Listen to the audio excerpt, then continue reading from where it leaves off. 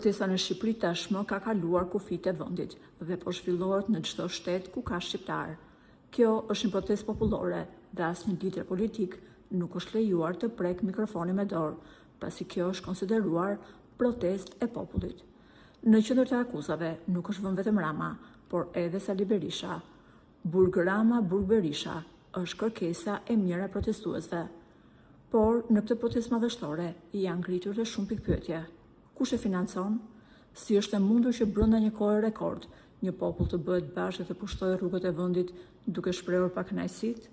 Ajo që duket qartë deri në këtë moment është se grupi organizator është një grup të rinj të rejash që kanë studiuar jashtë dhe kanë vendosur të marrin në duar fatet e vendit të tyre. Rregullat janë të qarta. Asnjë person që merr mikrofonin nuk mund të flasë më shumë se 2 minuta për të dhënë mesazhin e tij. Emrat e njohur shqiptarësh nga gjithë bota po vinë për të treguar mbështetjen e tyre. Por si u bë mundur që në një kohë kaq të shkurtër protesta të shtrihet në të gjitha shtetet ku ka shqiptar? Kush është financuesi kryesor i kësaj proteste? Janë pyetje që bëhen më së shumti.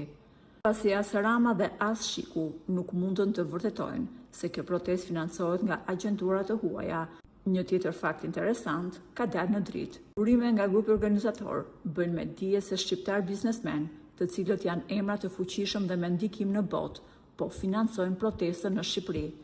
Ata kanë ofruar qindra mijëra euro për pankarta dhe mbështetje të protestës, dhe këtë nuk e bëjnë për asnjë përfitim.